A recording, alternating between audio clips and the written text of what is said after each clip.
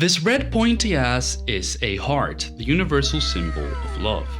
It is so popular it even got its own emoji, which you can use to spread love across the internet. In fact, if you manage to level up your sex appeal stat enough, you might even have a significant other that sends you this red blob every so often just to remind you that they still like you. If you're a loser like me, then the only person you've ever received this from is your mum. But you see, as the intelligent university boy that I now am, I can tell you that this is not what an actual heart looks like, believe it or not. Now, the church won't let me show you what that looks like, but trust me, it's not an inverted pair of boobs, because reality is often disappointing. So, after many nights rolling around my bed thinking about this fundamental problem with the world, I decided I needed some closure, and that's where this video comes in. So I went away and I did a bit of what high school students refer to as online research, and I've come here to share what I have learned. This is the story of how hearts turned into this.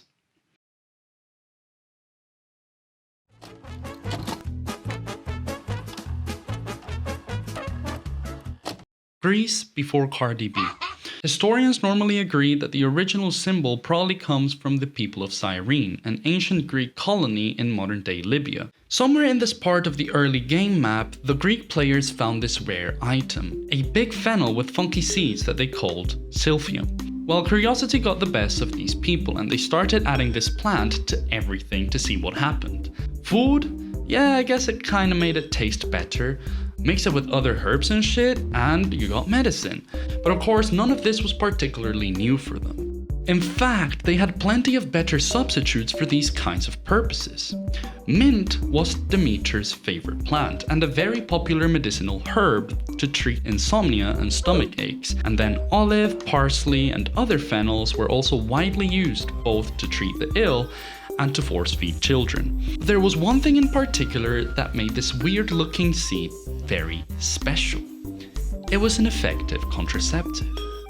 Now, contrary to some other green one-hit wonders, this thing was actually a game changer, and it managed to stay relevant for a good couple centuries, even becoming a sensation among the Romans, for example. That is, until we cultivated it into extinction. Now, we all know that the ancient Greeks and Romans were a horny bunch, and so it is to be expected that when they found silphium, they would go sicko on it, which they did. Cardiocentric hypothesis, the belief that the heart controls your thoughts and feelings, was widely accepted as a universal fact back then. The idea was first introduced by the ancient Egyptians. They believed that when a person was mummified, a dog-headed god called Anubis would use a balance to measure the deceased heart's weight against a feather. If the heart was heavier, because of course the person was a sickly bastard, the heart was fed to this creature called the devourer. Otherwise, well, the person got to go to heaven. Aristotle and a bunch of his other Greek philosopher homies looked at this theory and said, yeah, that sounds about right. And they just rolled with it. But of course, they dropped the whole devourer thing because, well, that's just ridiculous. Instead, they just cut some animals open, saw that there were a bunch of tubes connected to this thing in the center, and, well, concluded that this thing was probably the source of our soul and the center of our bodies, which makes more sense, obviously. In fact, Aristotle theorized that the heart had 3 chambers with a dent in the center, which looks much more disgusting and obscene than I would have guessed. I mean, even haters like Plato, who believed that the soul lived in the brain, a theory called cephalocentrism, partially agreed with the idea that the heart was probably a big deal. Plato then popularized the tripartite theory, which states the soul is divided into 3 parts, which I guess was some kind of beta version of Voldemort's Horcruxes or some shit. He imagined that the most important part of the soul was the one that controlled our limbs and therefore gave us consciousness, and because he couldn't be wrong, he thought that this was in the brain. Funnily enough, he wasn't that far off. And then he guessed that the 2 less important parts of the soul were probably in the heart, and for some reason, in the liver. And they controlled our feelings and our emotions. So after all this intellectual beef, most of the population came to an oversimplified conclusion. Heart equals love. And it's probably this primitive association between the two, coupled with silphium's role in lovemaking, that gave this shape its modern meaning. Since silphium seeds looked like this, and they allowed people to have this, well, love's oversimplified logo came to be. In fact, the seed was so profitable and it made the city of Cyrene so rich that they flexed on everybody and put the silphium seed pods on their coins. But, of course, there's more.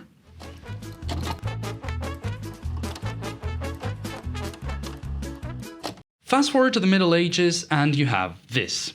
This is an illustration contained in the 13th century text Le Roman de la Poire, which, hear me out, translates directly into the romance of the pear. Now, pears are probably the least romantic thing I can think of. I mean, there is a reason why if you are in love with someone, you would give them flowers and not pears, just saying.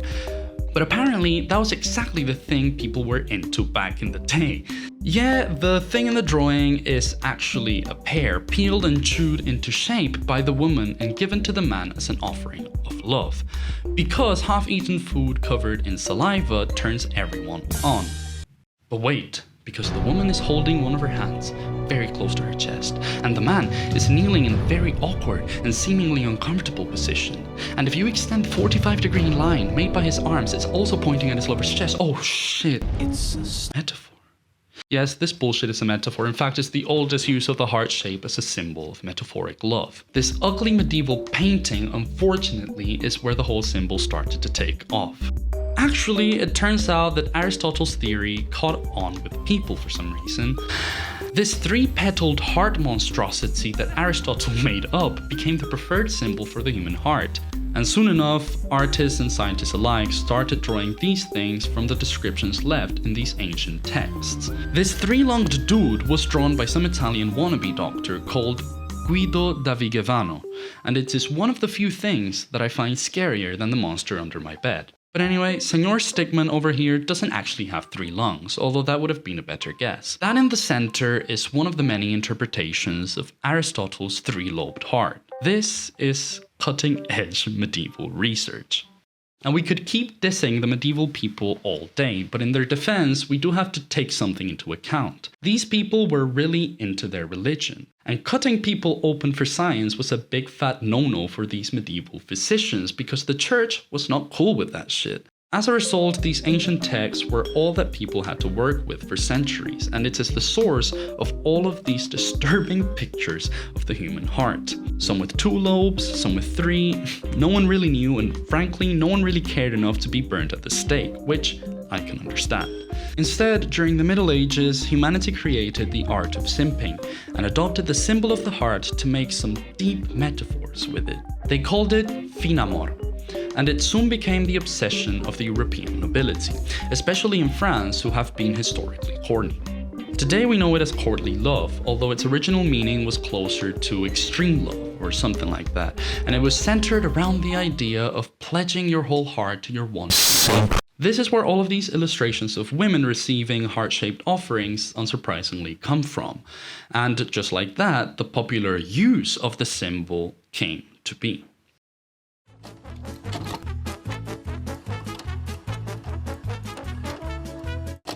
Ironically, even though the church was the reason why people did not know what an actual human heart looked like, they played a major role in making this symbol popular. Religious art of the Renaissance adopted the oversimplified heart to depict the Sacred Heart of Christ. This was typically presented as burning and being surrounded by thorns in order to represent Jesus' unconditional and omnipotent love for all of humankind. Soon enough, it became quite a powerful symbol, and while the church turned it into merchandising, artists and poets used it to convey all sorts of important deep shit. But the church was not alone in bringing this thing into the mainstream. In the late 15th century, before the church made it cool actually, the French got bored and they decided to redesign their playing cards, as you do. They divided them into 4 suits: carreau, diamond, trèfle, clubs, pique, spades, and of course, cœur. As the number of gambling problems among the general population started to increase, then so did the popularity of the heart symbol, being carried in every one of these playing card decks. People started making jewelry into heart shapes. The royalty got in with the times and they started adding hearts into their coats of arms. They started making graves with them, and well, soon enough, hearts as we know them today were seen everywhere. The simplicity of the design really caught on with the people, and the fact it was universally known for so many decades made recognizing it second nature to us. Then when we realized that we could make money out of love, we invented a loving season and started printing these things in everything that we could convince others to buy for their You're waking up and you don't have no design in mind. In fact, more recently, as of 1977 recently, it became a verb, as a graphic designer from New York turned it into this. Milton Glazer's attempt at improving the international image of the then rundown city turned into a worldwide phenomenon, or a meme depending on who you ask. And just like that, the history of this inverted ball sack is complete. Ever since the Enlightenment, we have known what actual hearts look like, but the symbol has lived on. And since history has proven that most of us are mediocre artists, it is probably for the best that we don't have to draw this every time we want to be romantic. Also, it's close enough, who cares? So anyway, that is the end of the video. I hope you have enjoyed.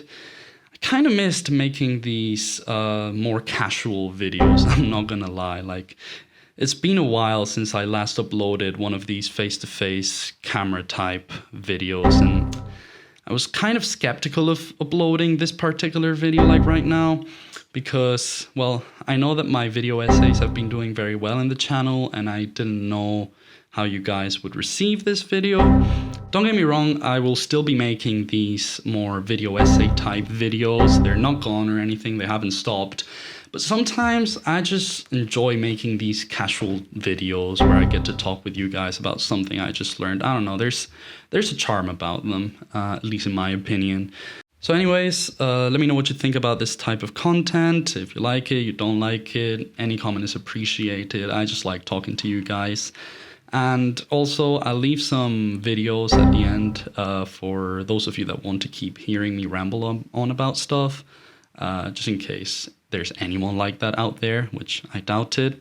So anyway, that has been all for today. Thank you all so very much for watching, and I'll see you in the next video. Peace.